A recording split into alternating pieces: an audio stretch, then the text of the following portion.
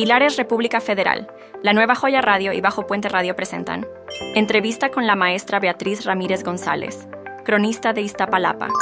Bienvenida, bienvenido. Buenas tardes, buenas noches, buenas madrugadas. Bienvenidos, bienvenidas sean a Bajo Puente Radio, un espacio donde la palabra, la memoria, la comunidad se encuentran. Transmitiendo en vivo a través de La Nueva Joya Radio, la radio con sentimiento, desde Pilares, República Federal, en la alcaldía Iztapalapa. En el micrófono, Roberto Romero, directamente desde Casagrande, Santa Marta, Catitla, Pueblo. Hoy quiero saludar a mis compañeros, pero antes un agradecimiento a Mari Bello, productora general de La Nueva Joya Radio, a la licenciada Virginia de Luna Gaspar, directora de Pilares, República Federal, a Israel Hernández Mosco en la producción general, en mesa de controles a Mariana Rubí y en equipo audiovisual a Cristax. Bienvenidos, bienvenidas y bueno, pues gracias, saludos, con muchísimo gusto a mis compañeros locutores de esta tarde. Así es, rápidamente. De este lado, Karim, para todos ustedes que nos escuchan allá hasta Minneapolis, Minnesota, a través de La Nueva Joya Radio, la radio con sentimiento. Karim, de este lado del micrófono. Hola, muy buenas tardes. Alberto González Avaroa, Cristo de Santa Chihuahua. Bienvenidos a La Nueva Joya. Saludos a todos, Chris Tax, su contador de bolsillo y mucho más. Muy bien, así es de que vamos a iniciar, Roberto, ¿qué te parece si iniciamos con esta entrevista que tenemos programada el día de hoy? Claro que sí, con bastante gusto. Tenemos a una gran invitada en esta tarde, así es que, bueno, pues vamos a hablar un poquito de ella. ¿Nos tienes por ahí algo para el público? Así es, una semblanza. Mira, nada más, es un honor de veras presentar. Hoy tenemos la grata compañía de la maestra Beatriz. Ella es maestra en Historia por la Facultad de Filosofía y Letras de la UNAM y cronista de Iztapalapa desde el año 2005. Es la fundadora del Archivo Histórico de Iztapalapa y autora de más de 80 crónicas y artículos, además de coordinadora de diversos libros históricos. Su labor ha sido reconocida realmente con muchísimos premios. Vamos a mencionar nada más algunos de ellos. Obtuvo el primer lugar en crónica por la revista Punto de Partida de la UNAM. También el primer lugar en el concurso Iztapalapa de mi corazón. Ha obtenido diversos premios en fotografía de interculturalidad por la CEDEREC y la UNAM. Y en 2017 recibió el prestigiado premio al Mérito Cultural Carlos Monsiváis, que ha sido otorgado por la Secretaría de Cultura de la Ciudad de México. Además de todo ello, está aquí con nosotros. Bienvenida, maestra Beatriz. Con muchísimo entusiasmo, le damos la bienvenida, maestra. Por mi parte, bienvenida, gracias. Es un honor tenerla en esta gran ocasión. Usted es maestra en Historia por la Facultad de Filosofía y Letras de la UNAM, ¿verdad? Así es. Cronista de Iztapalapa desde el año 2005. Sí. ¿Qué te parece? Ha sido de veras definitivamente toda una vida. Esto es toda una vida, maestra. ¿Qué puede contarnos? Preséntese usted, por favor, ante nuestro auditorio. Bueno, primero que nada, muchas gracias por la invitación para ser parte de este proyecto, que me parece muy interesante y sobre todo muy valioso, que está ayudando a difundir pues parte de la historia, la cultura, las tradiciones de nuestra demarcación y seguramente de algunos otros lugares, porque sé que hay invitados del Estado de México, ¿no?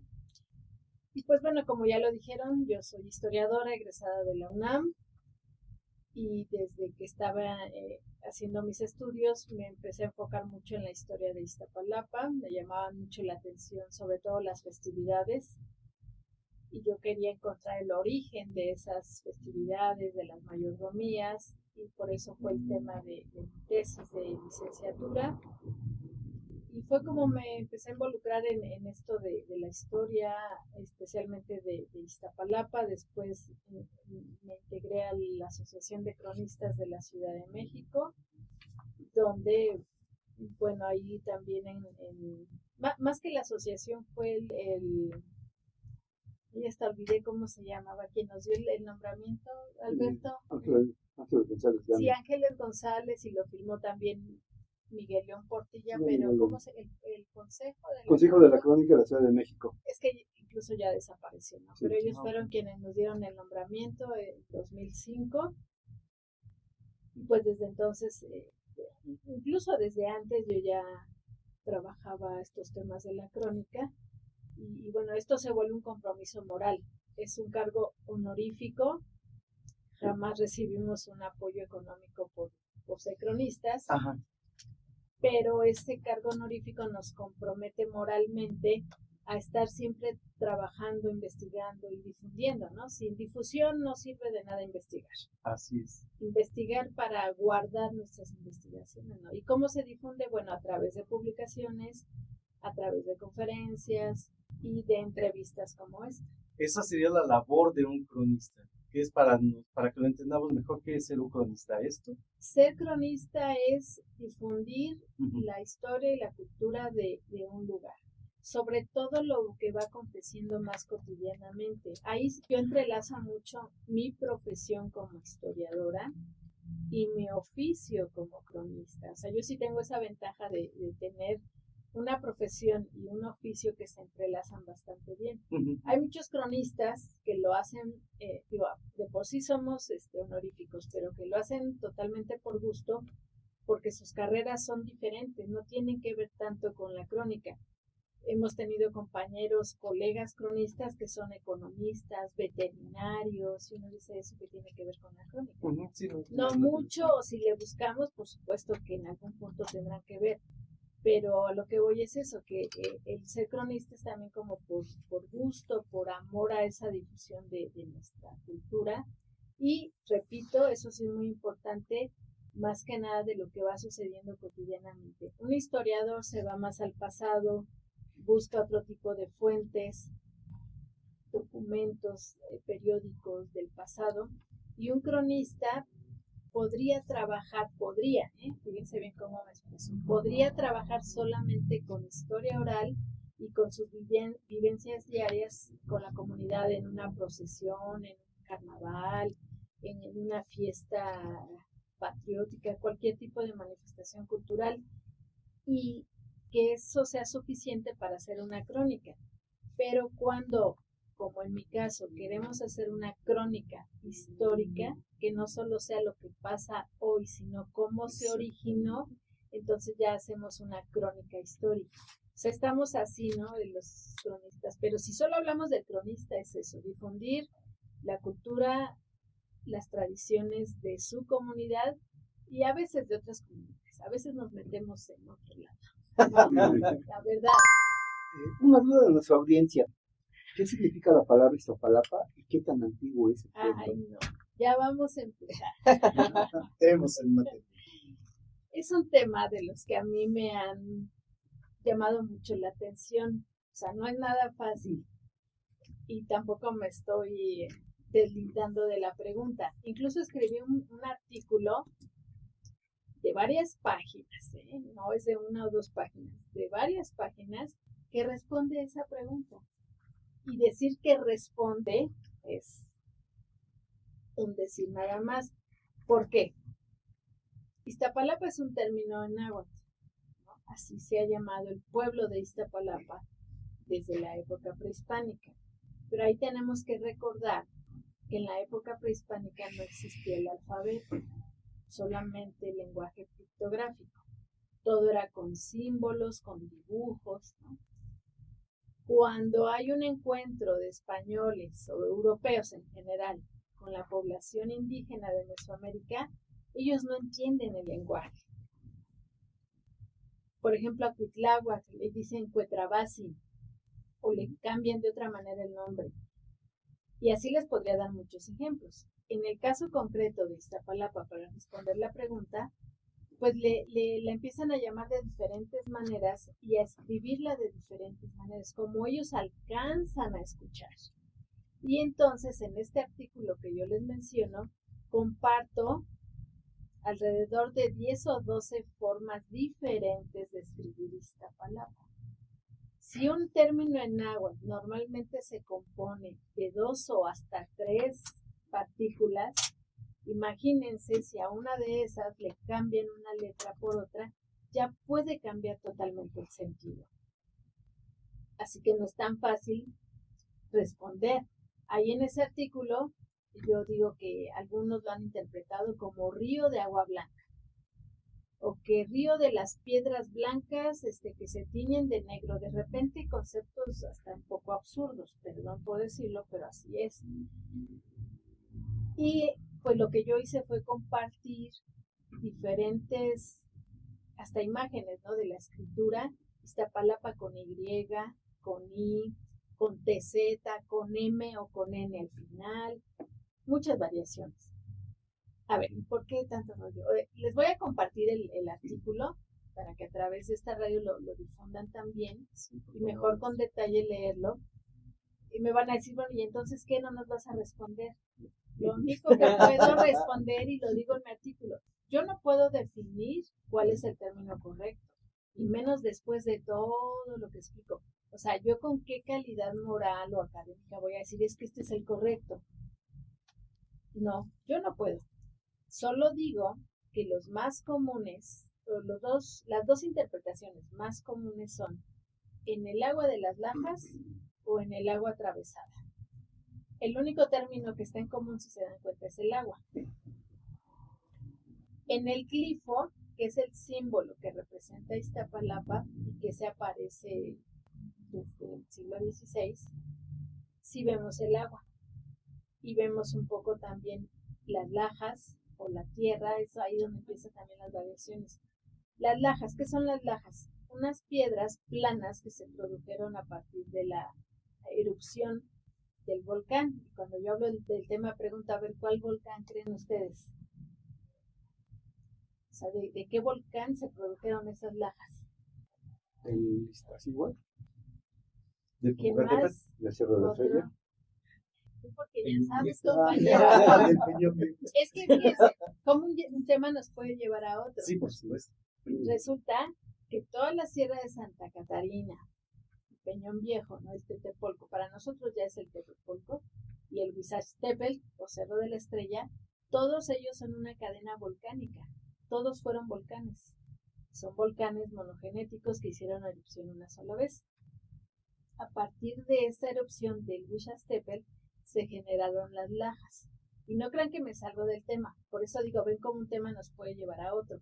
La cuestión aquí es que de ahí viene una de las interpretaciones, ¿no? En el agua de las lajas. Todavía está la zona de la actual central de Abasto, que es donde estuvieron las chinampas. Se hicieron excavaciones y se encontraron lajas. El arqueólogo Carlos Salas encontró lajas hasta allá, ¿no?, que está un poquito, entre comillas, retirado del Cerro de la Estrella. Entonces ahí está un elemento físico de la naturaleza que nos dice que un muy posible y correcto término de Iztapalapa o significado es eso, en el agua de las lajas. Bueno, pero está el otro. Y eso de las lajas está mencionado no como lajas, pero sí como una especie de piedra que ellos llaman Iztapalte. Eso está en la relación geográfica de 1580, un documento muy temprano del periodo novohispano. Pero decía, el otro término de en el agua atravesada, así como que uno piensa, a ver, ¿cómo que el agua atravesada? ¿Cómo es eso? Bueno, pues estamos hablando de las chinampas. Las chinampas son un sistema de cultivo creado. El resto del campo existe ahí solo. Se prepara, se siembra, pero ahí está. Y las chinampas se crearon, se construyeron a la orilla del lago. Se amontonó lodo del mismo lago, hojas secas, ramas y demás, dejando, o sea, haciendo franjas largas y dejando un canal entre una y otra. Son las chinampas de Xochimilco, pero que tuvimos en Iztapalapa. Y eso nos permite imaginar entonces, o sea, ese es otro tema, chinampas, pero chinampas que están atravesando el agua. Por eso lo menciono. O sea, o en el agua de las lajas o en el agua atravesada. ¿Atravesada por qué o cómo? Pues por las chinampas.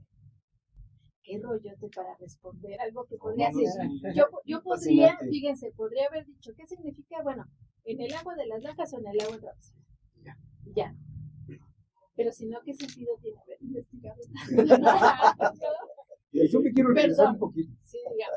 Con respecto al nombre de Iztapalapa, yo recuerdo en mi niñez, que bueno, ya hace varios años, se escribía con X.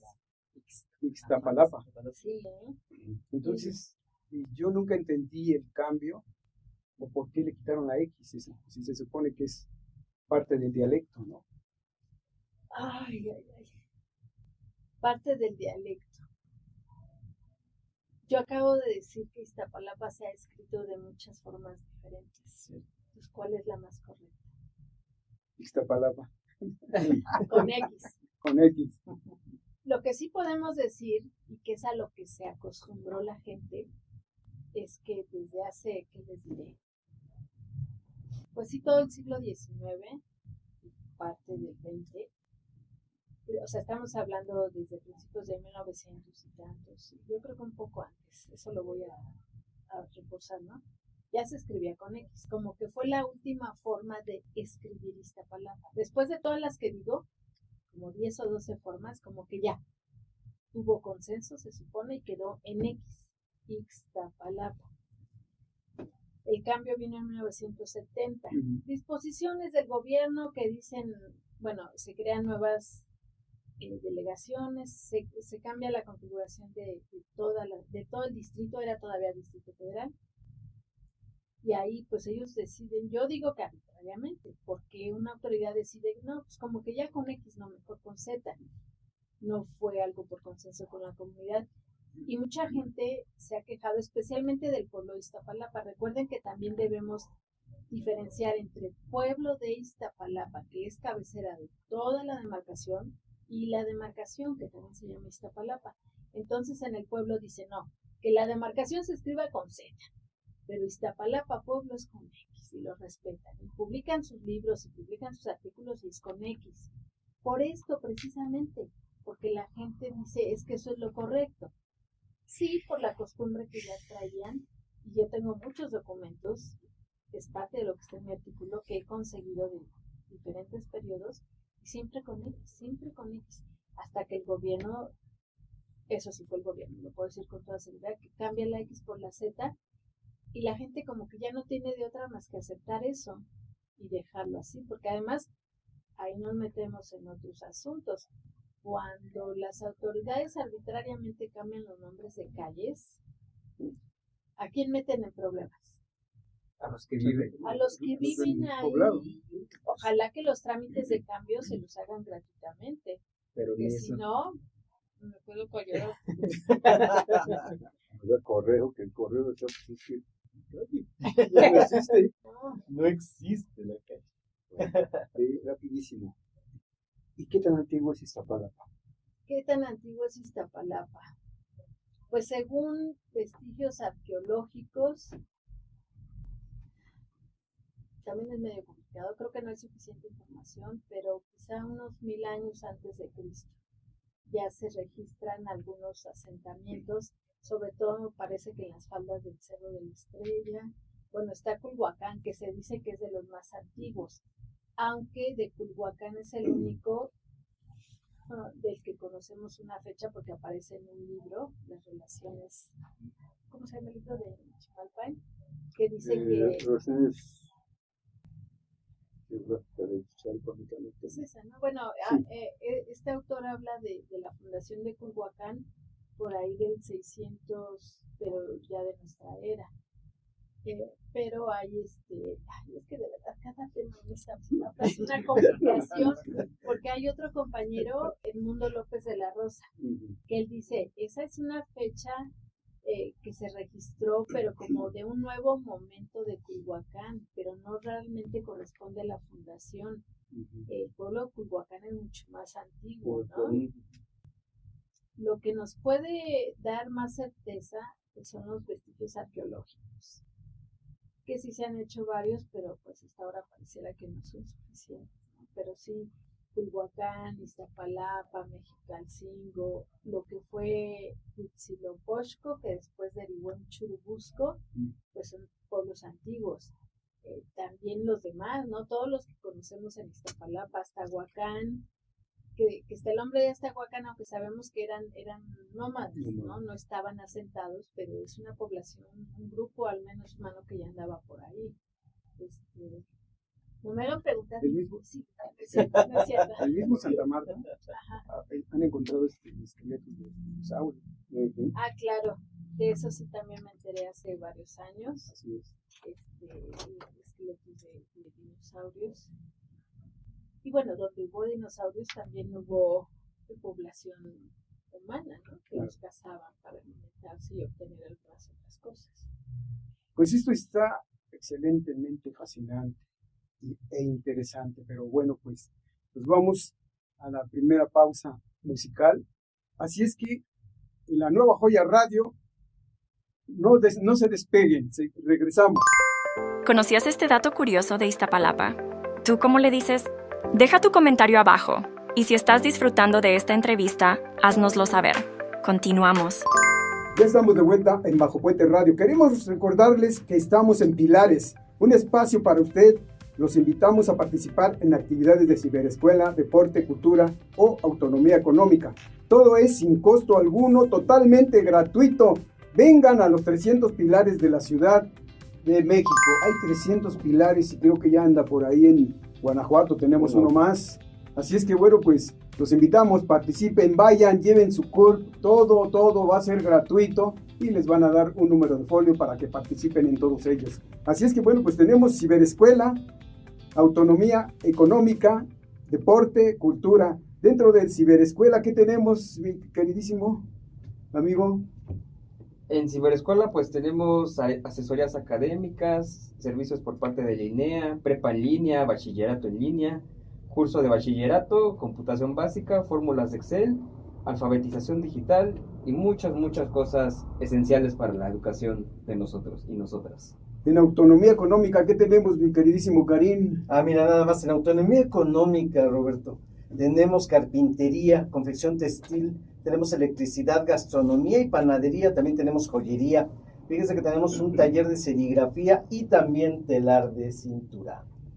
Como ves, tocayo Alberto, ¿qué tenemos en cultura? En cultura tenemos bordado de mazahua y tenango, círculo de lectura para niños y niñas, plantas medicinales, música, encuadernación, lectoescritura para plataformas, teatro, radio, taller de creación literaria, fotografía y composición musical. Bueno, y en deportes tenemos actividad física adulto mayor, ajedrez, baile fitness, box, zumba, fútbol, karate do, yoga, juegos tradicionales, baloncesto, básquetbol infantil de 6 a 11 años. Así es que recuerden, todo es gratuito.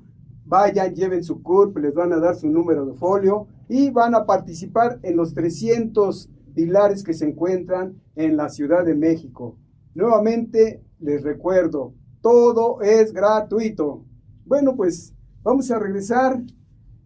Ya estamos de vuelta en Bajo Puente Radio. Ya dijimos, estamos a media calle del metro Peñón Viejo. Maestra, una pregunta. Retomando la conversación de hace un momento, yo me quedé con la siguiente pregunta. ¿Cuitláhuac, el sucesor de Moctezuma, era realmente de Iztapalapa? Pues eso es lo que hemos encontrado en las fuentes, que él era de Iztapalapa, además hermano de Moctezuma. O sea, sí hay fuentes que mencionan que él nació en Iztapalapa y de hecho gobernaba Iztapalapa cuando llegaron los españoles. Él fue quien recibió a Hernán Cortés en su palacio, ¿no? Se dice que su palacio, y pues él no quería, lo hizo en contra de su voluntad, pero sí lo hizo. ¿Hay algún libro que me lo mencione precisamente con más detalle a Cuitláhuac? Sí, bueno, hay pocos libros, pero sí los hay. Yo escribí un libro sobre Cuitláhuac, más que hacer una biografía completa, porque no hay tantas fuentes, pues fue como querer mostrar cómo se sigue manejando a este personaje actualmente, ¿no? Porque se sigue haciendo una carrera de relevos de Iztapalapa a Popotla para recordar la batalla de la Noche Victoriosa, no es la batalla de la Noche Triste, porque la encabezó y por eso fue que se le consideró pues alguien muy valiente, ¿no? Y por eso también fue que gobernó en México Tenochtitlan. No le tocaba a él, le tocaba al hijo de Moctezuma, pero no estaba en condiciones mentales para gobernar, y además por haberle ganado en esa batalla a Hernán Cortés, pues deciden que él sea quien cubra el lugar. Y bueno, se le sigue recordando a través de esa carrera, de los nombres que tienen calles, escuelas, personas mismas, ¿no? Hay varias ceremonias dedicadas a él, y eso fue lo que yo quise mostrar. Por eso mi libro se llama Cuitlahua, presente en la memoria de México. Y los datos biográficos pues los tomé pues de donde pude. Por ejemplo, está el propio testamento de Alonso de Axayácatl, hijo de Cuitláhuac, y bueno, algunas otras fuentes de los cronistas del siglo XVI que tuvieron pues alguna relación con él, del propio Cortés o de Bernal Díaz del Castillo que lo menciona, ¿no? Este trato que tuvieron con él. Y se han creado, o sea, ha sido un poco difícil reconstruir la historia, la vida de Cuitláhuac, pero pues creo que lo logramos. Especialmente fue en 2020 que se declaró el año de Cuitláhuac por parte de la alcaldía. Hicimos varias cápsulas, ¿no? Fue curioso cómo pues había un orden, y nos interesaba mucho hablar de la familia de Cuitláhuac, pero no encontrábamos las fuentes. Precisamente ese era el problema, y decíamos, no, bueno, mejor lo de la comida que se comía en su época y el otro para la que sigue. Creo que eran cada 15 días las cápsulas. Y no nos daba, no salían las fuentes, no, mejor íbamos como cambiando el tema, ¿no? El arte. ¿Cuántas obras de arte hay con el tema de Cuitláhuac? No, pues pintura, escultura, poesía. Dejamos la de la familia para la otra. Y resultó ser la última, ya para no hacerse la larga, porque no podíamos, no lograban, bueno, yo porque yo era la de la investigación. Éramos un equipo de creación de las cápsulas, los demás hacían lo que es la parte técnica, pero yo era la de la investigación y nomás no me salía, no podía pues armar ese rompecabezas, ¿no? Ya como pude, traté de armarlo, y como digo, fue importante también el testamento de Alonso de Axayácatl, y es un poco complicado cuando no hay tantas fuentes históricas. Aún así, bueno, hay otro libro del doctor Patrick Johansson, y les cuento rapidísimo una anécdota. Él hablaba, cuando presentaba el libro, de que Cuitláhuac fue enterrado en el Cerro de la Estrella. Y yo dije, ¿y por qué yo nunca encontré esa información? ¿Por qué? Porque celos de profesionistas, de investigadores, que por qué él sí encontró la información y yo no. Entonces resulta que me toca ser moderadora o entrevistarlo porque aparte de las cápsulas hicimos una serie de conferencias. Yo propongo, modero, demás, pero tenemos a nuestros invitados, ¿no? Así que me tocó dirigir la entrevista con él. Yo me sentía así como que, ay, Dios mío, no voy a poder. Me imponía mucho la presencia del doctor Patrick. Cuando llegamos a ese punto, yo dije, voy a aprovechar, y lo hice de mi mejor intención. Yo quería saber de dónde tomó el dato, porque sí decía yo, ¿por qué yo no lo encontré? Yo quiero saber, aunque mi libro ya estuviera publicado, ¿no? Y entonces, pues, esa fue una de mis preguntas. Doctor, pues yo quiero hacerle una pregunta. Me interesa mucho saber cuál fue su fuente para decir que Cuitláhuac fue enterrado en el Cerro de la Estrella. Y me dice, no, o sea, yo supongo. Y dije, no. No. ¿Se dan cuenta? Sí. Entonces, un historiador no puede ay, perdón, con todo el respeto, ojalá que no me escuchen. Te mandamos un saludo. Saludos. Se lo mandamos directo a él. Bueno, estoy siendo honesta en lo que pasó. Definitivamente. Él dijo, no, es que yo supongo. Dije, bueno, está bien, gracias. Yo dije, bueno, no andaba yo tan mal. No hemos encontrado el dato. Y si hay vecinos que dicen que está por ahí, no sé, en una casa. Si estuviera ya se hubiera descubierto bien. Y fíjense, es hipótesis, y no es tan descabellada, creo yo. Si Alonso de Axayácatl pidió que lo enterraran su hijo, pidió que lo enterraran debajo del altar mayor de la parroquia de San Lucas, o sea, ya totalmente evangelizado, todo lo opuesto a Cuitláhuac, que peleó contra los españoles. ¿Por qué no en algún momento a alguien se le pudo haber ocurrido enterrar a Cuitláhuac junto con Alonso de Alzareta? Es hipótesis, solo podríamos saberlo o no, y de hecho comprobar si verdaderamente enterraron a don Alonso en el altar mayor si se escarba. Con una exhumación podría ser. Sí, eso sería el gran hallazgo de la historia, ¿no? Que va a ser muy Para mí, difícil, ¿no? por tratarse de un altar mayor, Así es. a menos que lo hicieran como por atrás. No, creo que es difícil. Parece. Si me lo permiten, compañeros, me llama mucho la atención que ha habido mucho cuestionamiento en la historia de Iztapalapa en general, ¿no? Como que no hay una verdad absoluta y que con el paso del tiempo pues han tergiversado la palabra, la historia, ¿no? Si es la más antigua o fue la más reciente de su momento, y que al día de hoy pues todavía está como en esa lucha de cuál es la historia más certera, ¿no?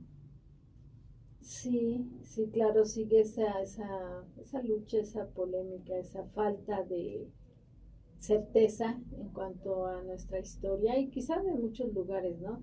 Nada más recuerden que muchas fuentes históricas, los antiguos códices, se perdieron. Vienen los europeos con esta idea, como católicos, de que tienen que evangelizar a esta población que descubren que es adoradora del demonio. Así lo dicen. O sea, ustedes lean crónicas sobre todo de los misioneros, ¿no? Que son religiosos, que son cercanos a la fe, y dicen que todo lo que los indígenas hacen son cosas del demonio. Ellos no hablan, por ejemplo, con respeto o con imparcialidad, por ejemplo, que del dios del agua, que digan, no, que Tlaloc, o el dios de la tierra, o el dios de la lluvia, y con sus respectivos nombres en náhuatl, sino que siempre dicen sus demonios, ¿no? Okay. O esas cosas del diablo. Entonces hay prejuicios, hay una, o más que prejuicios, una ideología diferente, creencias diferentes que ven de otra forma las cosas. ¿Por qué cuento eso? Porque precisamente entonces tienen que destruir todas esas creencias, destruyen todos los templos. O sea, ¿cómo van a dejar en pie templos del demonio, no? ¿Qué? No. Los destruyen, los bendicen, con esas mismas piedras construyen los templos católicos porque es una forma de purificarlos también, pero también destruyen los códices. O sea, destruyen la historia antigua. Sí. ¿Qué pasa después? Que los mismos misioneros, tenemos nuestro ejemplo, Fray Bernardino de Sahagún, que siendo religioso, por algo le dicen el padre de la antropología, porque él empezó, sin que existiera la antropología tal cual, él empezó a hacer un trabajo antropológico, etnográfico, como lo queramos llamar, de platicar con la población indígena, tener testimonios de ellos y escribirlos en un libro, ¿no? Esto de la historia de las cosas de la Nueva España, bueno, sí, a ver si nos cambio yo de la Nueva España, donde habla de tomo todas uno, las tomo dos. festividades, y hay varios libros, ¿no? Así, crónicas del siglo XVI que hablan de todas las festividades de la población indígena. Digo, sí dirán que sus demonios, pero al menos algo escribieron con el apoyo de la población indígena. A muchos investigadores, historiadores o no les gusta utilizar esas fuentes, justo por lo que acabo de decir, porque están cargadas de esa ideología, de ese ataque a la cultura indígena, pero ¿qué hacemos? Es lo que tenemos. Y afortunadamente algo escribieron y lo hicieron con la voz de los indígenas, que sí con ciertas interpretaciones, por supuesto. Ya desde el momento que dicen que sus demonios, ya, ahí hay una carga, ¿no? Pero es lo que hay. A lo que ha ayudado mucho en la historia, en la historia algo que ha ayudado mucho es justamente la arqueología. Hay un artículo en la revista de arqueología mexicana, bueno, el número completo se llama así, de la crónica a la arqueología, que además yo lo utilizo para mi taller de crónica, para que vean cómo es un refuerzo. Hay crónicas del siglo XVI. Las cartas de Hernán Cortés, que nacieron así como cartas informativas al rey de España, se volvieron un libro básico para conocer la historia del siglo XVI, igual que la historia verdadera de la conquista de la Nueva España de Bernal Díaz, pero a eso se suman las otras crónicas y ahora los hallazgos arqueológicos. Ese palacio, por ejemplo, que describe Hernán Cortés, que había en Iztapalapa, y el estanque lleno de peces y árboles frutales y de todas realeas y no sé qué tanto dicen, se pudo comprender un poco mejor con los hallazgos arqueológicos que se hicieron en la Macroplaza. Y así ha sido en todos lados, ¿no? El gran templo mayor de la Ciudad de México Tenochtitlan, pues corresponde en parte a lo que ellos describieron, porque pues ya, o sea, se recupera una parte nada más, ¿no? Sí. Entonces la arqueología ayuda mucho, pero ayuda mucho, pero no es suficiente para reconstruir la historia como quisiéramos, ¿no? Okay, sí. No existía la fotografía, que ahora la fotografía es una maravilla, ¿no? En una foto tú puedes capturar un montón de información, pero en esa época, pues el trabajo, los dibujos, ¿no? Hechos a mano, los grabados. Y por ejemplo, en Iztapalapa no hay como ancestros como por ejemplo, el descendiente de Moctezuma, ¿no? Que pues él dice, yo soy descendiente del Tlatoani, y dice entonces, a lo mejor sí entiendo la parte de la invasión española y la evangelización, ¿no? Uh-huh. Pero una partecita de esa población a lo mejor se resguardó y se salvó, ¿no? Y no sé si eso pudiera ayudar a darle mayor certeza a la historia de Iztapalapa en particular. Hay un doctor, es veterinario y se ha vuelto pues investigador y cronista del pueblo de Iztapalapa. Se metió a investigar los libros de la parroquia de San Lucas, libros de bautismos, de matrimonios, de defunciones. Y tiene muchos datos de muchas familias del pueblo de Iztapalapa, pero él encontró los ancestros de Cuitláhuac, ¿no? Y él dice que él desciende de Cuitláhuac, ¿verdad? El doctor Vicente Romero Villarreal, también le mandamos saludos, él dice que desciende de Cuitláhuac. O sea, tiene un árbol genealógico así, es que lo hizo a mano en una hoja. ¿Tú lo has visto o no? No. Como de 1.5 metros de ancho, quizá 2 metros por unos 80 centímetros. Así lo extiende, y están todas las familias troncales y quién se casó con quién, casi en qué año. Es impresionante la memoria de este doctor. Entonces va haciendo así las familias. Y él dice que desciende de Cuitláhuac. Habrá que checar bien, o sea, yo sí le creo, ¿no? Yo no tengo por qué dudar. Por decirlo así. Pero es que él de verdad ha hecho todo ese seguimiento. Todo con Y la por documentación, okay, está respaldada. Y por Ya. ejemplo ahí, sí, alguna otra documentación. Bueno, los libros ahí están. Sí, claro. El libro más antiguo que se conserva en la parroquia de San Lucas es de 1664. Los anteriores no sabemos qué pasó. Sí. Porque el templo, la primer capilla es como de 1520 y tantos, aunque hubiera sido pequeña. O sea, ahí faltan varios libros, muchos libros. Ese es el más antiguo que se ha conservado. Pero está lo que ya mencionaba, el testamento de don Alonso de Axayacal. Él escribió, tal vez no él de puño y letra, pero le dictó a alguien su testamento. Ya estaba muy enfermo, él pide, bueno, un montón de cosas, no quiero extenderme demasiado, pero ahí da datos. Cuando redacta su testamento dice que le deja a cada quien y menciona a sus hijos. Mi hijo, varón de tantos años, y mi hija llamada tal de tantos años. Entonces, él ahí ya obtuvo otros nombres, con edades y todo. Y va encontrando la relación. Pues hay algunas otras publicaciones, ¿no? Y él va encontrando así la liga, hasta que toma estos libros ya de 1664 y tiene ese árbol genealógico bastante amplio. Ya bien documentadito. Por parte de él, obviamente. Sí, por parte de él, quizá le falte un poco todavía, ¿no? Pero pues él sí se atreve a decir, e insisto, yo le creo que él desciende de Cuitláhuac. Pues realmente es muy interesante, pero creo que la historia se ha transgiversado porque se ha transmitido de boca en boca. Entonces cada quien le pone o le adorna con algo, ¿no? Una parte de la historia, sí, claro. Ujú. Y fíjense, a un cronista, una de sus principales fuentes es justo la historia oral.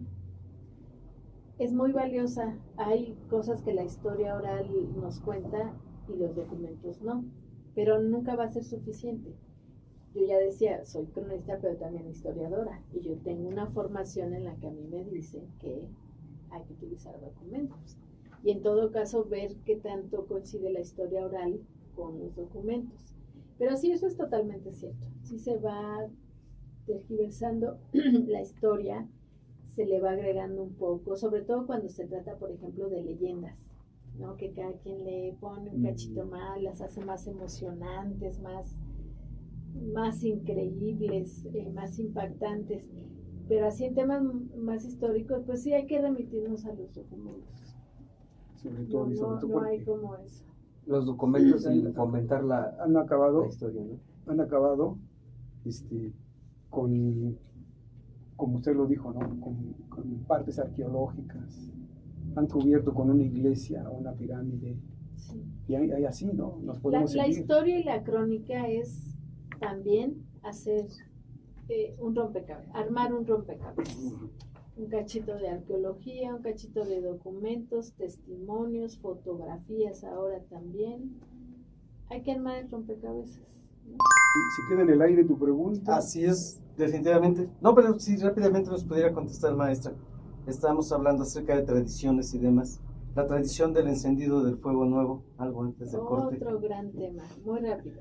Bueno, se realizaba cada 52 años. 52, ok. Sí, cada 52 años, eso duraban los ciclos de vida, Ujú. a partir del conocimiento del movimiento de los astros que tenían los sacerdotes. Entonces, ellos se preparaban varios días antes, rompiendo todos los objetos, porque si iba a cambiar el ciclo de vida, debía cambiar todo lo material también. Entonces, llegaban a la cima del Huixastepetl para encender ahí el fuego. Previamente habían apagado el fuego de todas las casas y templos y llegaban a la cúspide del Huixastepetl para encenderlo. La última vez que se realizó fue en 1507.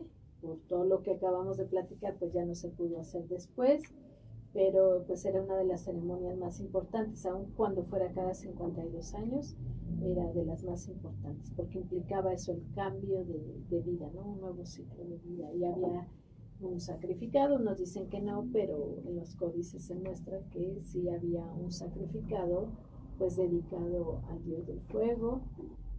Venían los sacerdotes desde el Templo Mayor de México, Tenochtitlan, por toda la calzada de Iztapalapa que cruzaba el lago hasta llegar al Huixastepetl, y de ahí regresaban ya con el fuego nuevo para repartirlo a todos los pueblos de la Cuenca de México. Así muy rápido, muy rápido. Wow. Claro que sí. Maestra, esto es un orgullo conocer nuestra historia. Esto va a quedar un poquito en el aire para que termine de contestarle aquí a mi compañero. Pero lo Karim. retomamos más adelante. Claro que sí, lo vamos a retomar porque nos vamos a un corte musical. Así es que regresamos. Van a escuchar Born to Be Alive en la voz de Patrick Hernández. A bailar.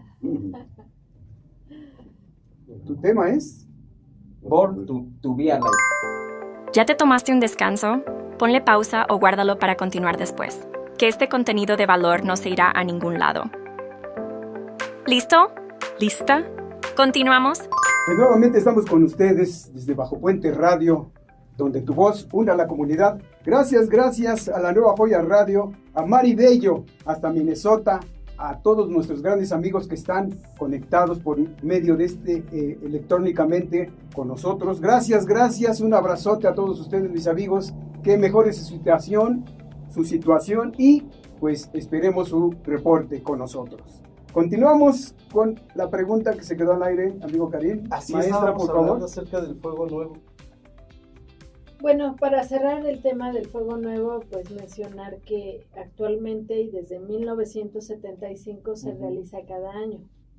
Pues para que no se olvide, para tenerlo muy presente, lo hacen diferentes grupos de tradición o grupos de los pueblos originarios de Iztapalapa, y pues un poco con el apoyo de las autoridades de la alcaldía.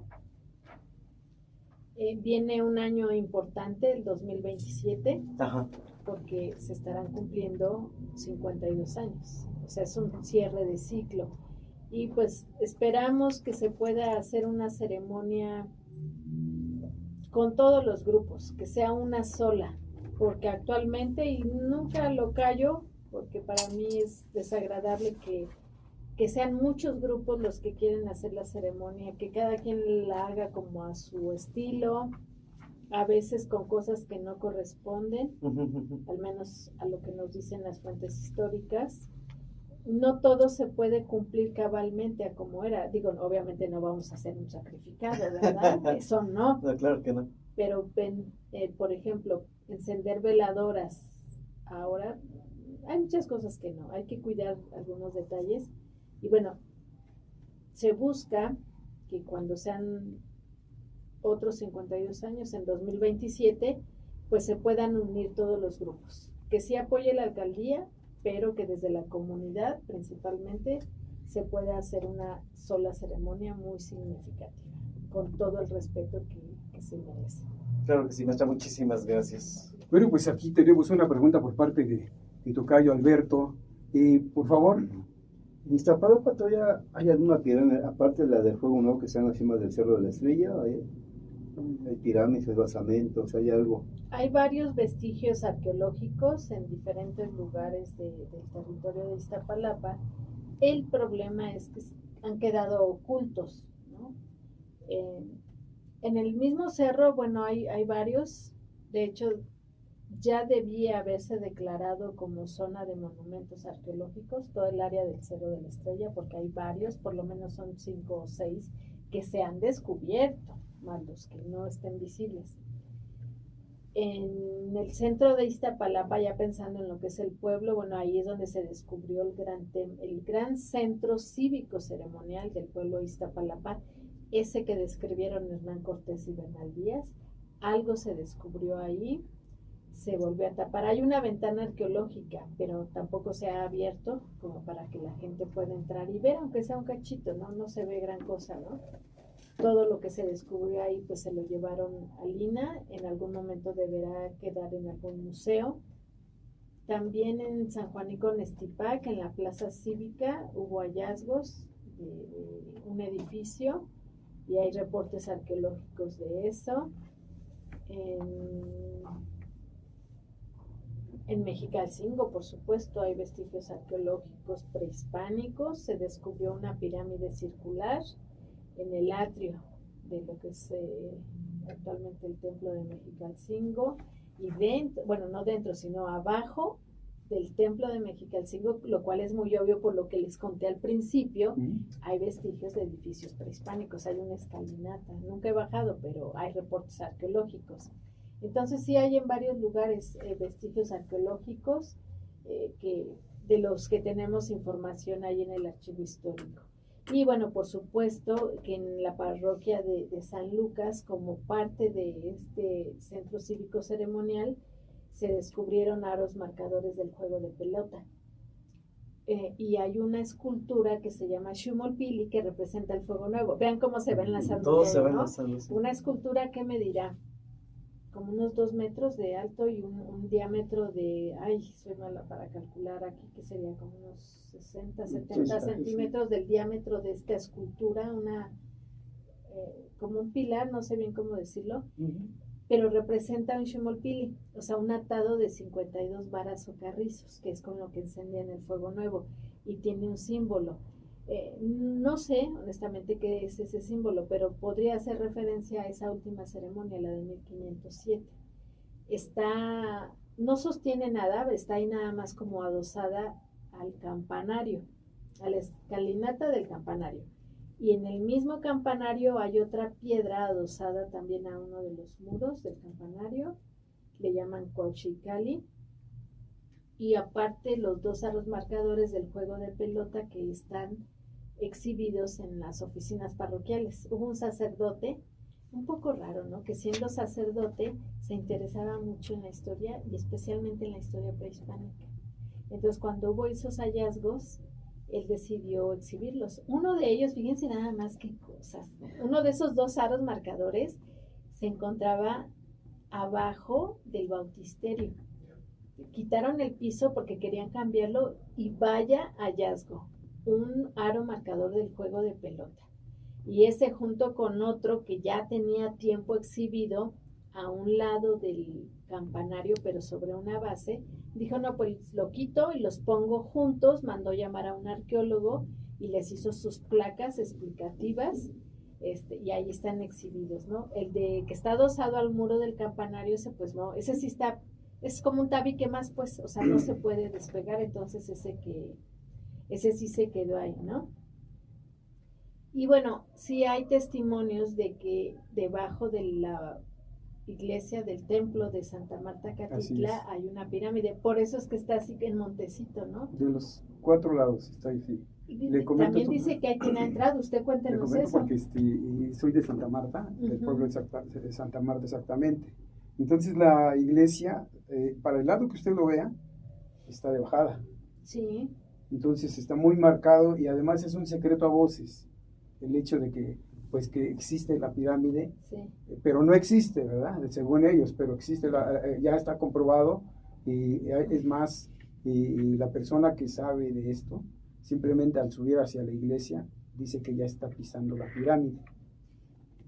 A mí me han dicho que alguien ha entrado. Sí, se han entrado. Que nos lleven, pues, ¿cómo así nomás? Claro, que no solo nos cuenten, que nos lleven. Imagínense poder entrar ahí. Aquí sería cuestión de hablar con el párroco, ¿no? O sea, porque yo sí lo creo. O sea, uno llega a Santa Marta y es muy evidente ahí el montecito, que usted dice, donde está el templo, ¿no? Y yo también lo dije al principio. Fue una técnica, en el caso de los templos, destruirlos y con lo mismo hacer el nuevo templo. Pero hay otros casos en los que, bueno, puede estar el basamento piramidal, que se recubrió de tierra y se utilizó igual como base para otros templos católicos. Aquí pasa que ahí se construyó el lugar que se ocupó como un lugar para ejército, el ejército revolucionario. Tiempo de la revolución. Así es.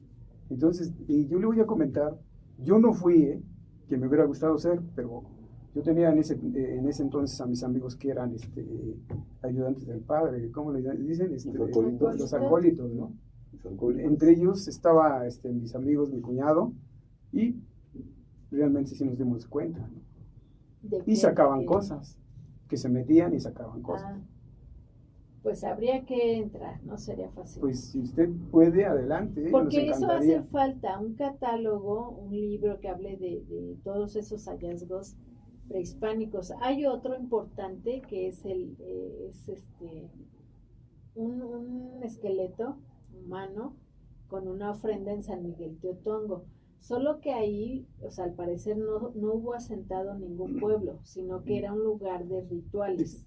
Entonces vinieron a dejar esa ofrenda, ese entierro prehispánico con una ofrenda asociada, y es lo que dio origen al Museo Comunitario de San Miguel Teotongo, que está mal ligado con este lugar que visitamos apenas con Fernando, Acaquilpan, ¿no? Con el pueblo de Acaquilpan, parece, ¿no? Pero sí hay varios sitios, de momento no recuerdo algún otro donde haya, pero seguro que donde se escarbe va a haber algo, ¿eh? Sí, aquí hay mucha negatividad. Ha dejado de existir gente que en ese entonces tenían trato con el párroco de ese entonces. Y me voy a atrever a decir el nombre, creo que todavía vive, el padre Bernardo o el párroco Bernardo, que eran los que hacían ese tipo de expedición adentro de la pirámide, ¿no?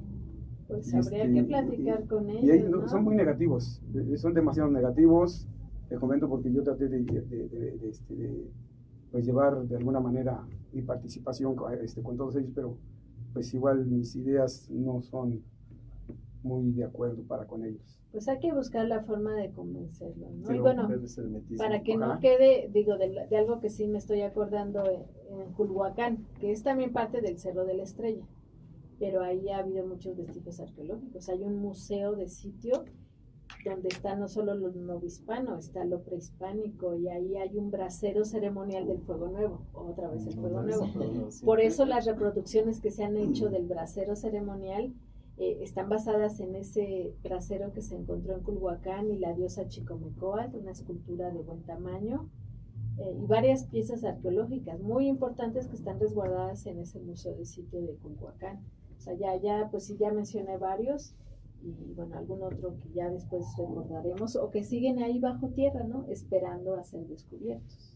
En el caso de la intervención española en México, quiero yo pensar, corríjame usted, maestra, pero quiero pensar que ya había lugares a los que la gente acudía, ¿sí? Había a los templos, a las pirámides, a centros, había sitios a donde la gente acudía ya a venerar dioses o lo que usted quiera. Cuando llegan ellos y hacen el cambio, ya no vas a creer en esto, ahora vas a creer en esto. Lo primero que hacen obviamente es destruirlo, pero la gente estaba acostumbrada, las comunidades, los pueblos alrededor y demás, estaban acostumbrados a ir ahí a hacer adoración.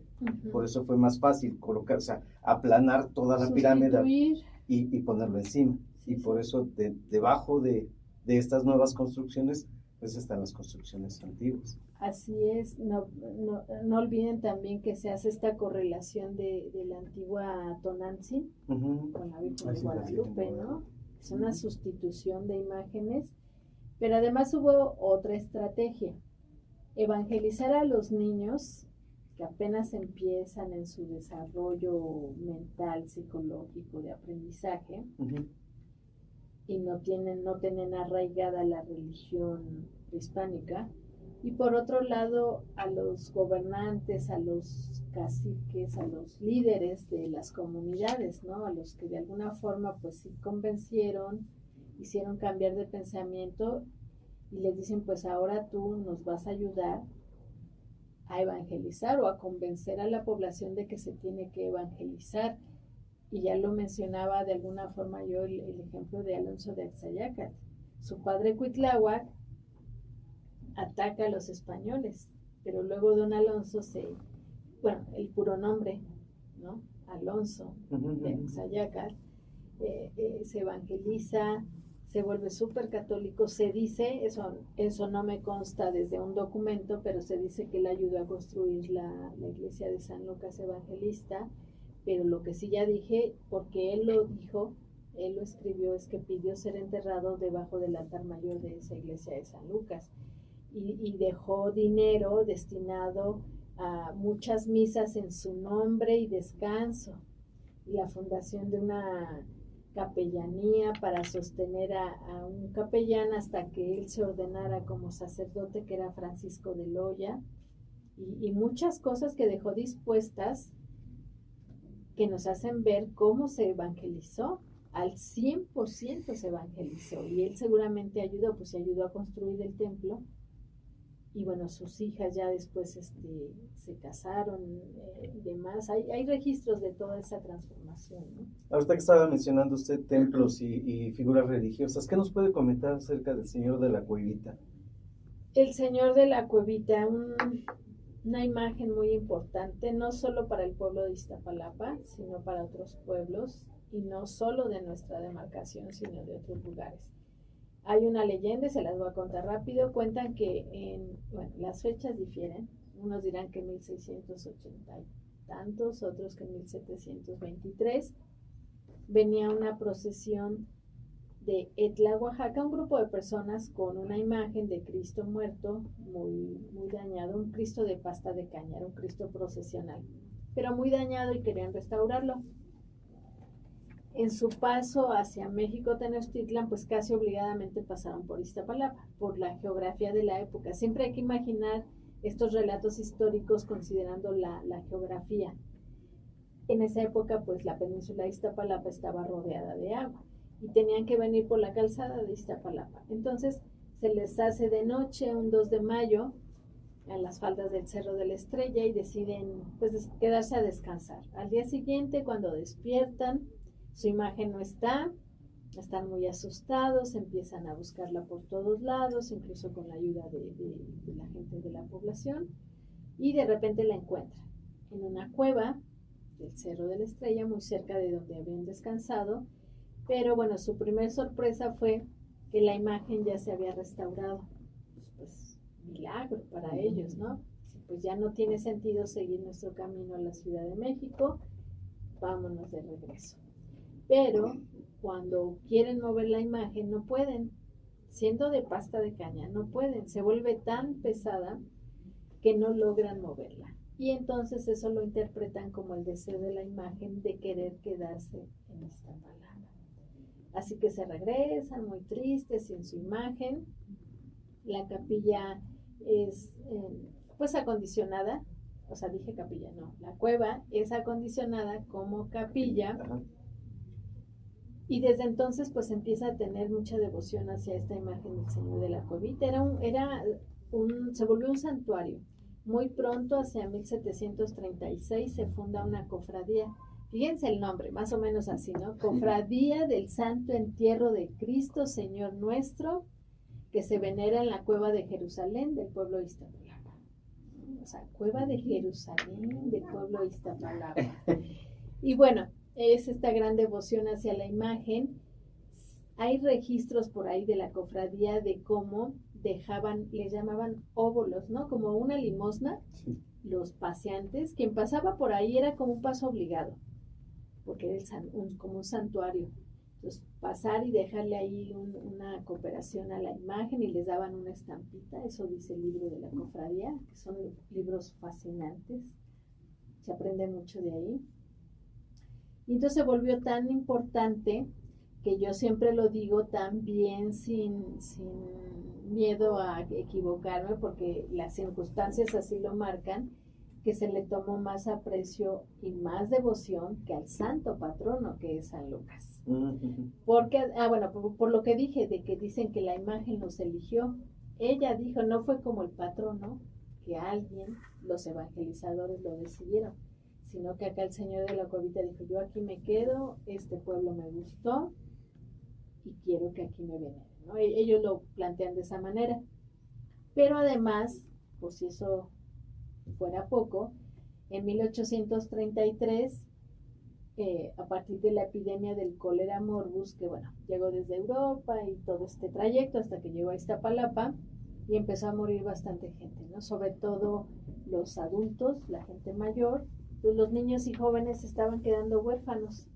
Y con esta fe que tenían tan arraigada, van, no con San Lucas, sino con el Señor de la Cuevita, a pedirle que ya detuviera las muertes, ¿no? Que erradicara esta epidemia que tanto estaba dañando a su pueblo. La gente considera que la imagen les concedió el milagro. Y eso sí lo podemos, o sea, ahí sí coincide la leyenda con los libros que les comento que están en el archivo parroquial. Hay un registro de defunciones. Y ahí está, ¿no?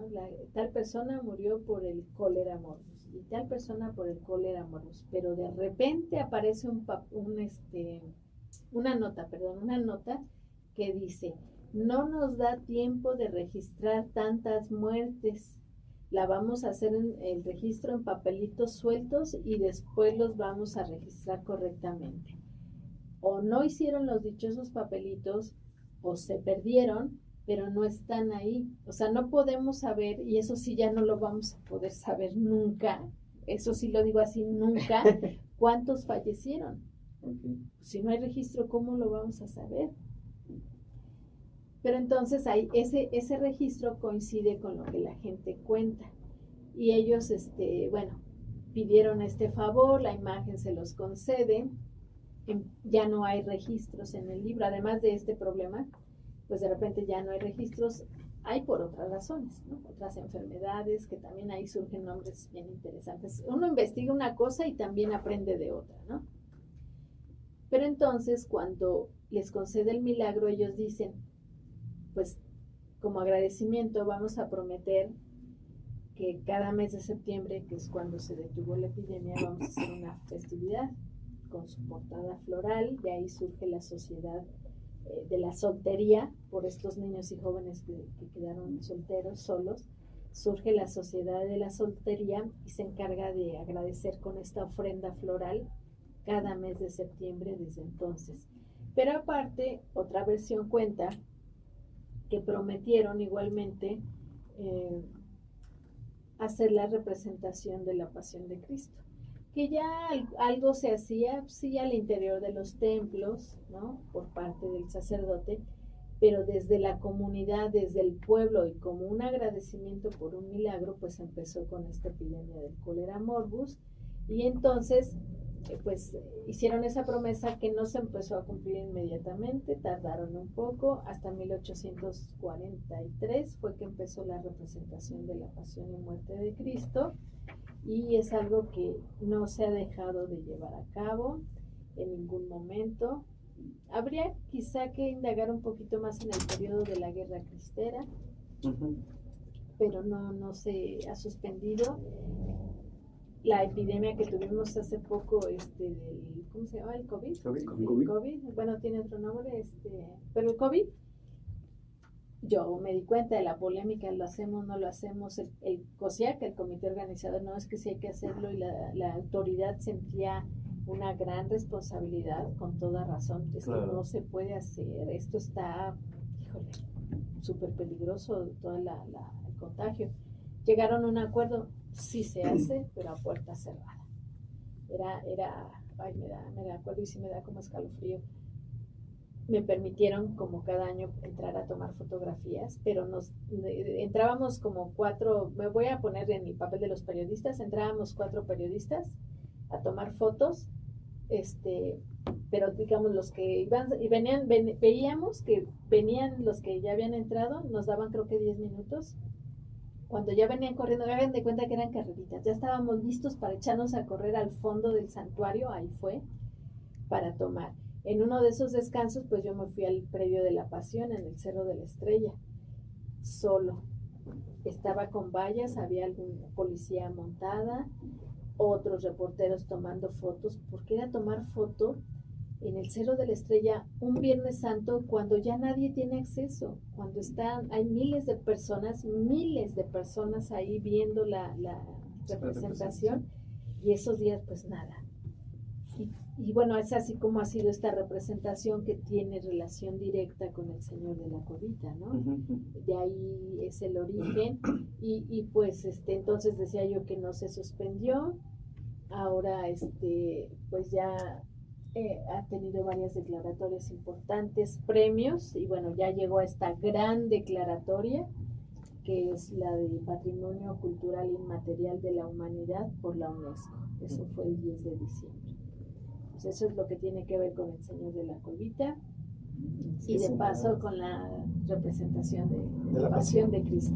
Perfecto. Voy a interrumpir tantito, compañeros, porque estamos recibiendo saludos. Uno de ellos es el buen Gabo, de Nezahualcóyotl. Saludos, Gabo. Saludos, Gabo. Saludos. Y le manda felicitaciones a usted, maestra, por compartir su conocimiento de Iztapalapa. Y nos manda un gran saludo a nosotros como equipo. Gracias. Y a la vez, Gracias. pues, hace la siguiente pregunta. ¿Qué fiestas o tradiciones locales se están perdiendo y cuáles se han rescatado? Perdiendo. Así rápido solo puedo pensar en una, que era la Publicata, que también tiene que ver con Semana Santa, y que era como el anuncio de la próxima llegada de la Semana Santa. Eso se hacía en el pueblo de Iztapalapa, no sé si en algún otro pueblo, pero que salían con un tamborcito y unas flautitas a tocar, simplemente a tocar por todas las calles, como recordando, vienen días de guardar, de tranquilidad, de oración, de todo esto. Entonces esa se perdió, sí se perdió, ya no se hace. Otras, pues no, yo creo que permanecen las fiestas patronales, los carnavales. Creo que más bien como que han surgido más fiestas, en lugar de que se pierdan. Siempre hablo yo también de un cierto contagio, ¿no? O sea, este carácter festivo de Iztapalapa como que se va pegando dentro de la misma Iztapalapa, y ahora ya hay colonias que tienen sus representaciones de la Pasión de Cristo, algunas que tienen su carnaval, por ejemplo, Los Frentes tiene carnaval, Leyes de Reforma tiene carnaval, y no son pueblos originarios, ¿no? Entonces, como que ese carácter, esa esencia festiva y religiosa también se va pues contagiando, y ya hay varias representaciones de la Pasión de Cristo. Pero sí, bueno, habría que rescatar en todo caso la de la Publicata, ¿no? Y no sé, no recuerdo alguna otra. Bueno, sí, claro que sí se han perdido. A ver. Si ya no hay canales, se perdió el Paseo de la Viga, el famoso Paseo de la Viga, que se hacía en Viernes Santo, ¿no? Que la gente iba ahí a pasear con músicos, lo que hacemos a veces en Xochimilco, se hacía en el Canal de la Viga, pero se entuba el Canal de la Viga y se pierde, claro, se perdió.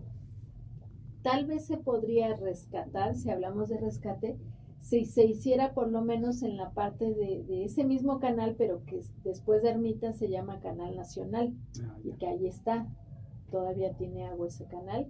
Ahí hacen una ofrenda de Día de Muertos y no sé qué otras actividades culturales. Esa se podría agregar, por ejemplo, ¿no? Un paseo. Y algunas quizá fiestas o rituales más que nada que tenían que ver con las chinampas, ¿no? Con la siembra, con el cultivo, que pues si ya no hay chinampas, ya no hay que repensarlo, ¿no? O sea, sí debe haber por ahí algunas otras cositas que por el cambio del paisaje, de la geografía, pues sí desaparecieron. Claro, perfecto, gracias. Ahora nos pregunta Edgar Becerril desde San Lucas, Xochimanca. ¿Qué papel juegan los cronistas en preservar la memoria de las danzas, ferias y rituales? Yo creo que jugamos un gran papel, por lo que dije desde un principio, que nos toca hacer investigación y difusión, hacerlos visibles en este tipo de actividades, no una plática, una entrevista de radio, una conferencia donde además podemos utilizar imágenes, elaborando videos, ahora estos podcasts que es de lo más nuevo, pues documentales. Eso es lo que nos toca a nosotros como cronistas y creo que eso ayuda a preservar todas estas cuestiones de la tradición, ¿no? Perfecto. Y Julisa, un saludo Julisa desde la alcaldía de Iztapalapa. Saludos. Nos pregunta, ¿consideraría adaptar las nuevas tecnologías a su día a día para poder rescatar esas mismas memorias? A mi día a día, pues sí lo hago, ¿no? O sea, yo utilizo mucho la computadora, mi celular, digo que mi celular es como una oficina con la que también a veces transmito en vivo por Facebook, he realizado podcasts o participado, digo, tampoco es que sepa mucho de cuestiones tecnológicas, pero sí las he utilizado mucho, no se diga la fotografía, ¿no? Para mí la fotografía y el video son fundamentales. ¿Qué otra cosa podría ser como así de... Pues bueno, hoy en día están los TikToks, ahorita el TikTok es el más abundante. No. Bueno, no tengo TikTok, tenía y lo quité. Ay, no le gustó. Mira, yo no los hago, pero lo quité porque cómo te entretiene. No, me rehuso. resultado mala influencia. Sí, mala influencia.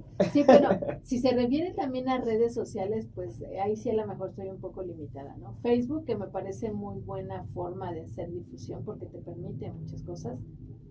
Tengo Instagram, pero honestamente casi no lo uso. TikTok, ¿no?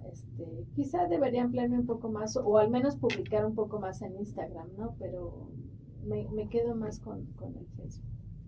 Sí, claro, creo que a fin de cuentas nada más viene a complementar, no viene a sustituir las fuentes de origen, ¿no? Bueno, pues tenemos una duda y creo que aquí Crista le va a hacer la pregunta. ¿Qué duda tenías? Correcto, sobre el Cerro de la Estrella, he oído que también le dicen Huizactepetl. ¿Cuál es el nombre correcto? Es un poco lo mismo que con Iztapalapa, menos complicado. Se ha dicho que se llama Huizachtepetl, son dos raíces, Huizache y Tepetl, Cerro de los Huizaches, Huizachtepetl, porque en los códices sí aparece el glifo que lo representa, ¿no? Como un cerrito y con una planta de huizache. Hay otro compañero que tú y yo conocemos, que él insiste mucho en que no se llama Huixastepetl, que se llama Huixastecatl. O sea, al fin y al cabo tiene que ver con huizaches. Yo por ahí recuerdo un mapa que sí dice Huixastepetl, lo voy a buscar. Hay otros que le han puesto otros nombres más largos que no sé de dónde lo sacaron y que por cierto fue algún investigador de línea, pero no sé de dónde tomó el nombre. porque además nos podemos hacer la pregunta de, a ver, ¿de dónde toman esos nombres? ¿A partir de qué documentos? Debe ser a partir de documentos, porque ya dijimos que en la época prehispánica no había el abecedario. Entonces no estaba escrito, estaba dibujado el nombre del ser, nada más. Donde ya empieza a aparecer el nombre es sobre todo en los planos, en mapas, como ilustraciones, ¿no? Quiero decir, donde está el cerro y dice Cerro de Iztapalapa, o Cerro Huixastepetl, o Cerro Huixastecas.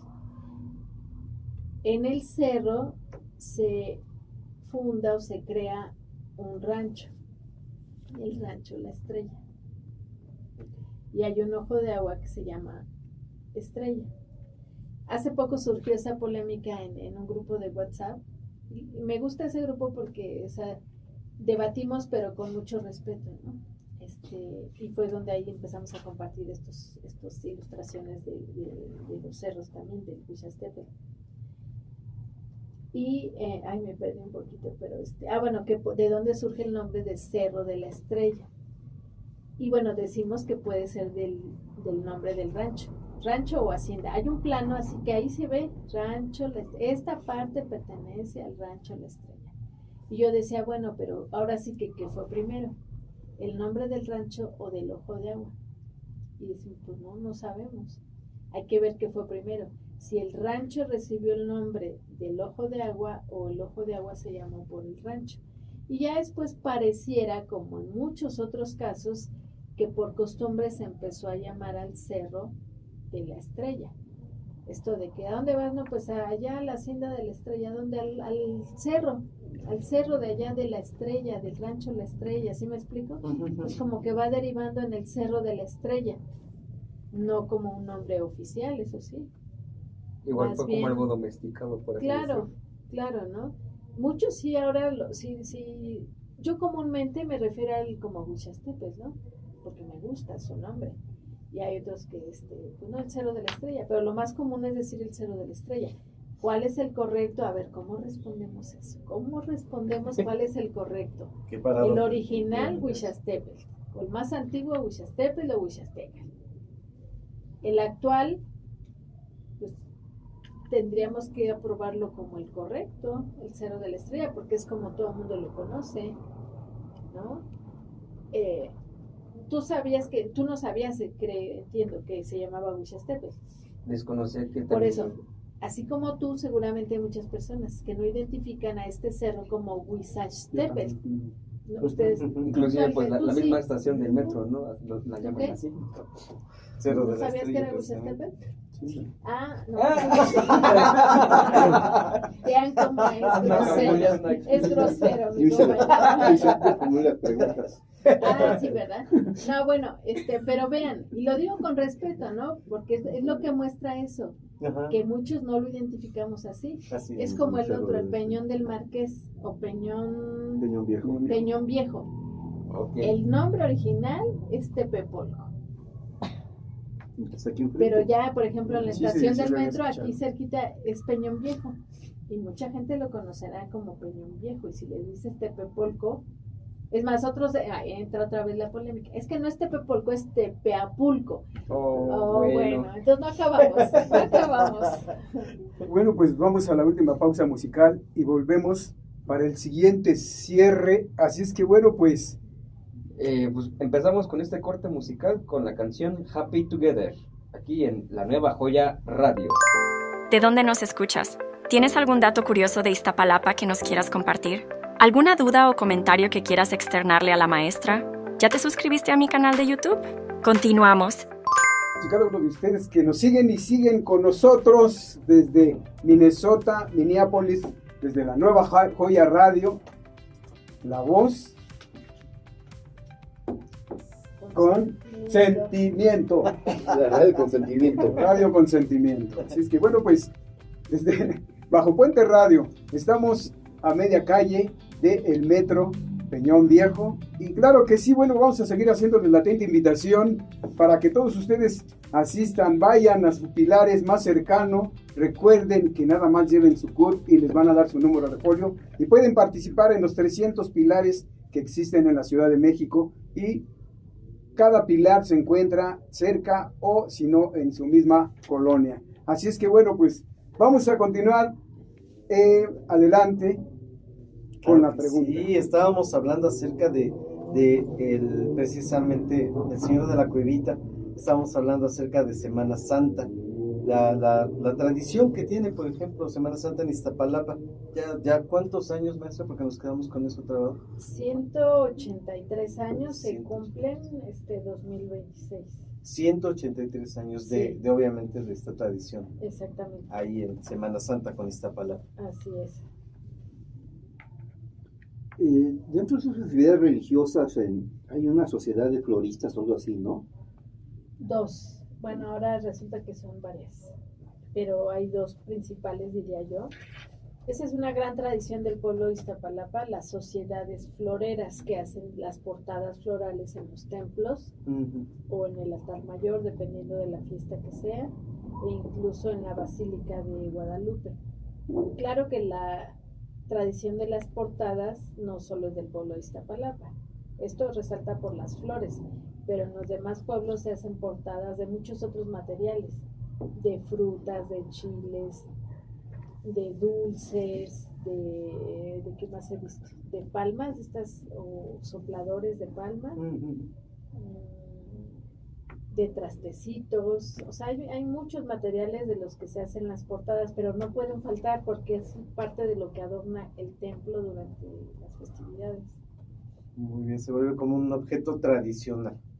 Pues un objeto, un gran objeto, sí, ¿no? Sí, sí. Una gran representación de esta tradición que además es un trabajo comunitario que se hace en un espacio, en un terreno que ya tienen destinado para eso, o en el mismo atrio del templo, ¿no? Y que está en unas estructuras de metal o de madera que levantan para ponerlas en la entrada del templo y en las que participan muchas personas. O sea, verdaderamente es un trabajo comunitario y son obras de arte, literalmente.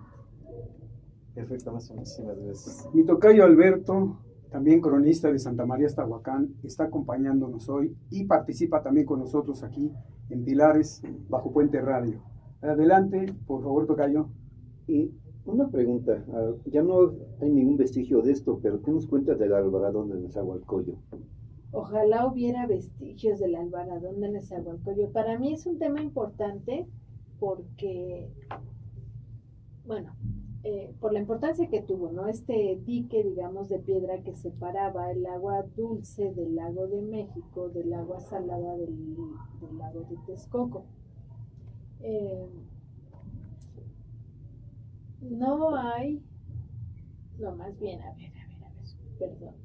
No he encontrado yo una tesis profesional en la que me dicen, no me han dado datos suficientes, es lo malo, pero que dicen que si hay una tesis de 2 arqueólogas que encontraron algunos vestigios arqueológicos del Albarradón. Y ya dije cómo la arqueología refuerza mucho la documentación y los testimonios. A mí me interesa especialmente saberlo porque, bueno, yo vivo en la colonia Guadalupe del Moral y se ha dicho que el Albarradón corresponde a la actual calzada Javier Rojo Gómez, que es el límite entre el pueblo de Iztapalapa y mi colonia, por uno de los lados, ¿no? Pero, pues eso es nada más como de dicho. Yo quisiera encontrar en la tesis de estas arqueólogas algo que yo supongo, otra vez es como una hipótesis, pero basada en ciertas características de mi colonia. Por la colonia, antes de que existiera la colonia, pasaba un tren, el ferrocarril de Atlisco. Así se llama de hecho una calle, la ferrocarril de Atlisco. Algunos vecinos han relatado que ahí había como un montículo, como un pequeño cerrito que es la parte donde estaban los rieles del tren. Y algunos tomaron trozos de los rieles y los fundieron para otras cosas, o un trozo de un riel fue la primer campana de la primer capilla de la colonia. Y con otro trocito le pegaban. O sea, vean lo bonito de esto, ¿no? Una señora sí conserva un pedazo. Y entonces ahí están los vestigios de la ruta, el camino de fierro del tren.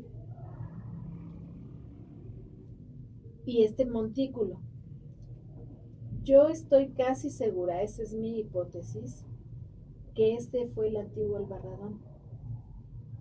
Rojo Gómez está muy cercana a lo que fue la zona de Chinampas, un suelo un poquito más húmedo, más como esto que, ¿cómo se llamaban? No humedales, pero bueno, era una zona como más fangosa, digamos, no tan firme. Pero si más acá estaba el Albarradón, que era un dique de piedra que cruzaba el lago, pero sí, o sea, desde el fondo perfectamente bien asentado, con muchas piedras, con troncos que plantaron en el fondo del lago para ¿Detener? gracias, para detener ese muro de piedra. Claro, con el tiempo seguramente se deshicieron, pero el muro quedó ahí. Entonces era una parte muy firme. A mí me suena como muy posible que sobre esa parte tan firme pudieran poner las vías del tren y que el tren pasara por ahí con menos problema que a la orilla de las Chinampas. Es mi hipótesis. Ojalá que algún día encuentre esa tesis o que encuentre algún arqueólogo que pueda dar testimonio para que compruebe que lo que yo digo es cierto. Bueno, es eso, ¿no? Pero pues hay algunos testimonios, ¿no? Algunos planos donde sí efectivamente aparece donde pasaba el Albarradón, pero no tenemos vestigios arqueológicos de ese Albarradón. Muy De bien. otros sí, pero de este no. Maestra, yo tengo una pregunta. ¿Sabemos cuántos museos hay en la alcaldía? Ay, ¿cuántos son? ¿Son 10 o 12? O ya son más. Como 12 son. O sea, bueno, a ver rápido, si me acuerdo. Está el Yanquic, el Museo Fuego Nuevo en el Cerro de la Estrella, el Museo de las Culturas Pasión por Iztapalapa, Museo Cabeza de Juárez, Museo de Sitio de Culhuacán, museos comunitarios de pueblos, está el de Tezonco, el de Acahualtepec, el de los 8 barrios ya no, Santa Marta, el de Santa Marta, Santiago, Catitla, Santiago, son 4 entonces. de Fernando, no, allá arriba del cerro. Bueno, el Museo Comunitario de San Miguel Teotongo, el Museo de Transportes Eléctricos, me está faltando alguno, pero son como 10 o 12. Algunos administrados por la alcaldía, el de Culhuacán por el INA, el Yanquic por Secretaría de Cultura, pero sí tenemos varios museos y todos son gratuitos, así que no hay pretexto para no visitarlos. Perfecto. Me está faltando otro, el museo que está dentro de la Utopía Tecoloxtitlan, que es el OIFRA, el museo como de grietas le llaman, el museo de las grietas, Sí, que está bastante interesante. Okay. Sí. Si fuera tan amable hacernos una mención, maestra, de la exposición itinerante Hijos de la Cuenca de Somos México. hijos de la cuenca. Hijos de la Alberto, cuenca. sí, orgullosamente hijos de la cuenca. Hubo una invitación abierta que quisiera participar pues de acá del oriente de la Ciudad de México y del Estado de México. Alberto y yo somos los únicos que hasta ahora nos hemos unido a ese proyecto, que es una exposición de imágenes de, fotografías o documentos, planos que hablan un poco del pasado, pero también del presente de varios pueblos de la Cuenca de México. Ha sido bastante interesante. Ahora ya hay 2 versiones o 2 copias, digamos, de la exposición. No exactamente iguales, pero como ha habido tanta demanda, pues se va rolando por eso es itinerante, va cambiando de lugar. Ya fuimos incluso al ¿cómo se llama? El AIFA, a escuelas, instituciones, ya estuvo aquí en Iztapalapa, en el Museo de las Culturas Pasión por Iztapalapa, posiblemente llegue también hasta Huacán, varios pueblos. Entonces es una exposición bastante interesante, que yo estoy muy feliz de ser hija de la cuenca, la verdad lo digo ya en serio, porque he conocido a más cronistas. Se da uno cuenta de esa relación que ha habido siempre entre los pueblos, pues es que compartíamos un espacio común, un espacio lacustre común, y ver fotografías que yo no había visto mucho para Iztapalapa, pero que refieren cosas que también sucedían en Iztapalapa. Entonces es una gran experiencia Ya hay una página de Facebook de los hijos de la cuenca para que puedan pues visitarnos y ver todo lo que hacemos, cómo andamos de un lugar a otro. Ya hasta se me está haciendo bien fácil andar de paseo por el Estado de México. Al principio se me hacía tan lejos, pero tan lejos cualquier pueblo, no, ya. Fuimos a Chalco apenas, una maravilla regresarnos en el trolebús elevado desde Chalco hasta Constitución. Okay. Él ya no paga, yo todavía ya merito. Bueno, maestra, vamos a robarle un poquito de su tiempo y viene el maestro Ángel a entregarle un reconocimiento por parte de sus amigos. Si van a tomar fotografías. Claro que sí. Para poder agradecerle por Bajo parte Puente de Radio. Pilares, República Federal y Bajo Puente Radio, a la maestra Beatriz Ramírez González por su invaluable labor compartiendo conocimientos a través de la crónica en Bajo Puente Radio, convirtiendo su voz en un vínculo de unión para nuestra comunidad. Muchas gracias. ¡Bravo! Creo que son dos. Y el cumpleaños. El recuerdo. Ese es su regalo. Muchas gracias. A usted, maestro. Para nuestros radioescuchas, pues le estamos haciendo entrega de su reconocimiento, de su presente por haber asistido a este espacio también de usted, maestra. Gracias. Muchas gracias. Que no sea la última vez que vengas. Que sea la primera de tantas. Ya nos había prometido Pues, que tiene 12 visitas más por venir acá con nosotros. Que por lo de las clases, quiere que venga a dar aquí mi clase Sí. de historia de Claro que sí, lo Iztapalapa. puede usted hacer por medio del micrófono, así es que no hay problema. Nos organizamos nada más, porque de repente me saturo de actividades, pero muchísimas gracias. Y bueno, pues todo llega a su final y en este caso ya el tiempo nos ganó y creo que bueno, pues usted también tiene muchas cosas por hacer todavía. Por hoy Maestra. espero que solo descansar. Maestra Beatriz, a nombre de Pilares, de nuestra directora licenciada Virginia de Luna Gaspar, le hicieron la entrega de su reconocimiento. Muchísimas gracias. Esperemos que esta no sea la última vez. Seguro que Venga no. usted las veces que quiera, las puertas están abiertas, la recibimos con bastante afecto y cariño. Gracias, Muchísimas maestra, gracias. por participar.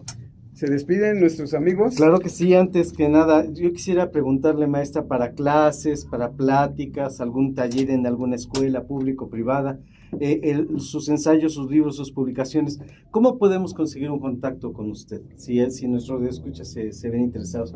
Redes sociales. Bueno, a nivel personal, con mi nombre, tengo el Facebook, Beatriz Ramírez González. Está el Facebook del Archivo Histórico de Iztapalapa, donde pueden ver las actividades que tenemos.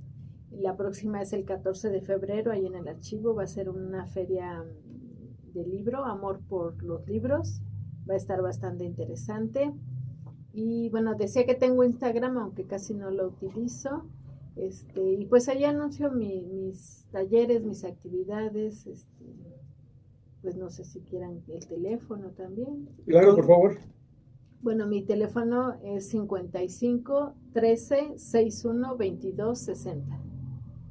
¿No lo puede repetir, por favor? 55 13 61 22 60. Para todas aquellas personas que se ven interesadas en que usted desarrolle, por supuesto, una clase, una plática, un taller en algún sitio, en alguna escuela, que comparta a ustedes. Puede ser, nada más parte que de sí, conocimientos. hay que organizarlo con tiempo, Sí, por porque supuesto. pues ya voy a empezar mi taller de crónica. Le sugiero eso, justo, que sigan el Facebook del Archivo Histórico. Ya no recuerdo el día exacto, pero ya va a empezar mi taller de crónica. Después vendrá el curso de introducción a la historia de Iztapalapa. Después nuevamente el taller de crónica y bueno, además de eso varias actividades. Vamos a convocar a la gente que quiera participar para hacer un libro que se llame Memoria Gráfica del Fútbol Llanero en Iztapalapa Muy bien. y un libro que también sea Memoria Histórica de la Guerra Cristera en Iztapalapa. Yo creo que hay mucho que decir y bueno, siempre tenemos ocurrencias, buenas ocurrencias, así que síganos ahí en ambos Facebook y pues seguramente podremos acercarnos también a otras comunidades. Muy bien. Yo soy Karim, me despido. Muchísimas gracias. Gracias. Alberto, cronista de Astahuacán, mucho gusto, maestra, que está aquí con nosotros. Queremos agendar más pronto otra visita. Bueno, cuando gusten. Y claro que sí, se despide de nosotros Cristax. su contador de bolsillo y algo más. Bueno, pues su servidor les da las gracias a todos y cada uno de ustedes, pero antes queríamos hacer la atenta invitación para el día de mañana. Estará con nosotros el maestro Hamid Alday Martínez. Así es que recuerden, él es cronista de Coatlinchán, y nos despedimos con esta frase, mi amigo Karim: conocer nuestras raíces, usos y costumbres dentro de nuestra comunidad es la única forma de caminar con orgullo hacia el futuro. Nos vemos hasta la próxima. Tu servidor Roberto Romero, desde Santa Marta, Catitla, Pueblo. Esto es Casa Grande. Black is Black. ¡Hasta la próxima! Gracias por tu vista. No te vayas sin antes dejarnos un like, un comentario, compartiendo esta entrevista, suscribiéndote a mi canal de YouTube y seguirme en mis demás redes sociales.